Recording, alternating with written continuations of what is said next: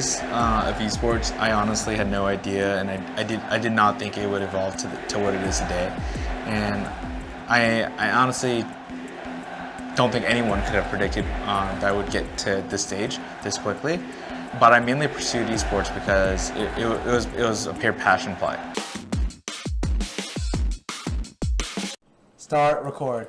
Growing up, I started gaming as early as I could remember. How I got into gaming was through my siblings. Practically all my brothers were gamers. I grew up in a family of 7, and being the youngest one, I mainly pursued the hobbies that my siblings pursued. And my older brother Dan, he played Neopets, he played with Pokemon cards, and even played Brood War, right? And he was always a very competitive person, and because he was so competitive, it naturally made me competitive as a gamer. The biggest term of all time. It's the biggest term of all time, dude. Biggest term of all time. Watch this, watch this, watch this. We moved from Vietnam to the US, and so everything that my siblings and I did, they kind of had a disadvantage, right? Whether moving here when they were 9, learning English, and competing, it was always a challenge for them because they couldn't communicate, and it was also a much harder and higher learning curve for them. And so I think that I had the best of both worlds in the sense that they were really competitive. They always had to work their hardest to make sure that they can compete at the same level. Whereas for me, I grew up in this culture with competitive siblings, and so I think that by nature gave me an advantage and made me also really competitive as a person. The guys in the crowd are clearly voting for TSM. They tend to be quite a bit louder for these guys. I started playing League of Legends as the first 100 players to ever play. And it was really easy to be rank 1 at that time, right? Because if you're in a very small circle, a group of people, that means that the competitiveness was less. And so during the time I did play, I was a top player within our region, and also in some cases I was the best player in my role in the world. TSM!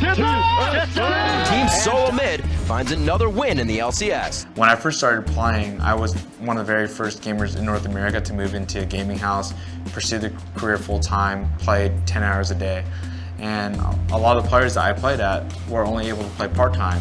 And the players that did play full-time, they had a serious advantage against other players that didn't play as much.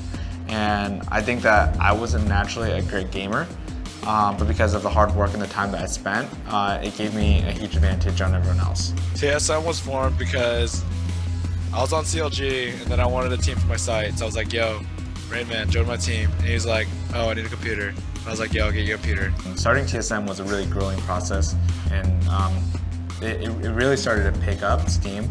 And what I really needed to do to take our business to the next level was to create our own platform. Hey, what's up guys? It's Reginald here, and today I wanted to talk to you guys about the patch notes. I didn't have the capital to start and push our business to the next level. I asked my mom for a loan at a really critical stage where I needed to hire a developer, and I had no idea what hiring a developer meant.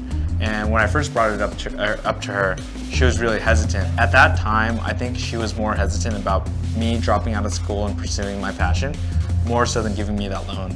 What I had promised her was that if I had failed, if I had lost her money, what I would do is I would go back to school and get really good grades in return for that, versus continually pursuing a dream that wasn't there. Knowing what I know now about life and where she was and what stage she was in her career, that was a lot of money to her. It was 2 months of savings, really, out of an entire year. Actually, probably even more than that. And since then, I paid her back that and multiple times more. There it is, TSM in Game 5. Looks to be your North American LCS Spring Champions. We believed in 2 ideas. One, that had we created our own platform, we would be able to partake in 100% of the revenue. For 2, we could create a system where it was easier, so the time it took to create a content would be shortened by half. And luckily enough, that got to the point where it was successful enough for me to support our esports initiatives, where I could run that business but at the same time compete and play.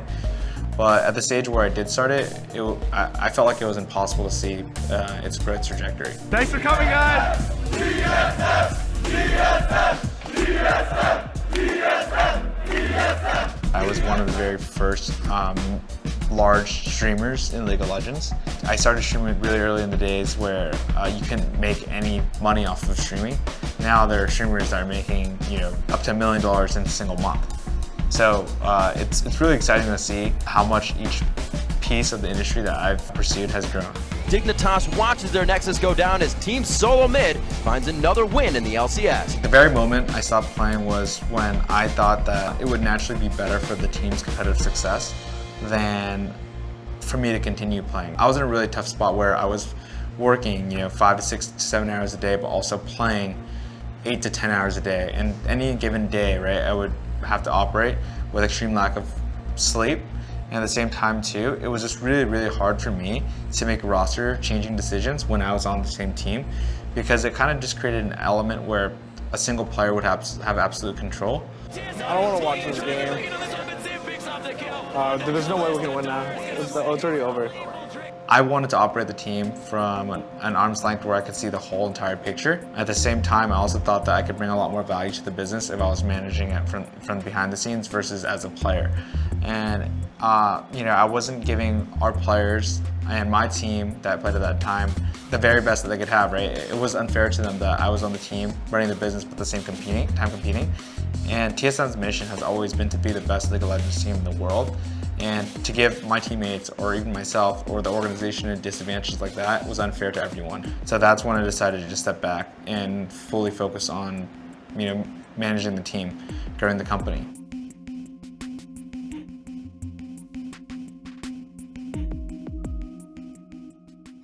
They have never missed a final, they have never missed Worlds, and they are once again your North American champions! From a goal-oriented perspective, I am happy so far with where we're at, but at the same time too, I feel like there's a lot for me to prove out. I honestly think that a lot of the esports people that exist today are here because of pure luck. I wouldn't say that a single esports team owner thought that esports would grow to this scale today. And it's in a very challenging situation right now because you're competing for market share. And a lot of teams that you see today probably won't exist in 5 to 6 or 7 years. And I want TSM to be generational. I want us to be like the Dallas Cowboys, the Lakers, the Yankees, right? And so I wouldn't call TSM existing today's success. It's really going to be about the story in terms of who our fans' children grow up to see and understand and to know. TSM!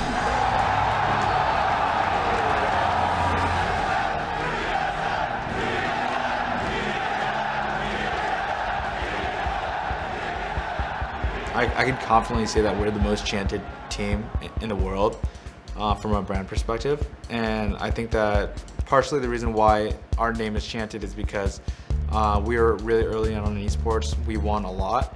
And also at the same time, we have polarizing personalities that are likable. And I think it's going to be extremely important for us to consistently do that. To win, which is what our brand is about. To not only just win, but to work really hard, just try our best, right? Hey guys. I mean, sometimes I forget, how passionate our fans are. And when I am reminded, it's extremely exciting. At the end of the day, disappointing fans, disappointing ourselves, and the organization is probably my biggest worry. And I think that from a fan's perspective, disappointing them is probably one of the biggest letdowns, right? Those fans and those chants feel absolutely amazing after we've won, or even when entering the arena, but I quickly forget about that and I drown the sound out and I'm just focused on what we need to do. Again, I didn't start TSM to do these things. I started TSM for fun, as a hobby that I loved, and to see it create really positive impact in the world, it has been phenomenal. And seeing how it's even changed the world in which way where people are growing up to want to be competitive gamers, that's really exciting, right? Similar to how we've created a positive impact with TSM to our audience, I've been able to see our impact in terms of Logitech's peripherals, right? When we first started working with Logitech G, they had the G710 Plus, right? And they had these G keys on the left side, and we thought that they weren't really useful for gamers because there was just a bunch of keys. And they took our advice. They just removed those keys and created, even though it meant basically changing the way their hardware was. And that's just one example of us and them being a technology partner where we were able to just advise them or just give them insight that they followed through with. And that's really unusual, right? A lot of people talk about partnership, and marketing efforts where they're saying, hey, they work with us on these products, but they actually don't. We've given them feedback that they've executed and delivered on. TSM!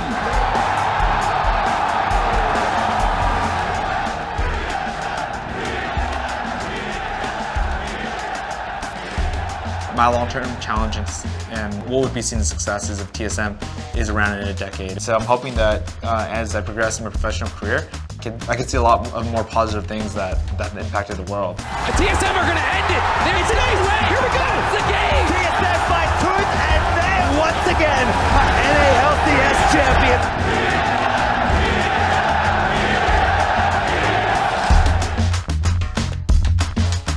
Peace out.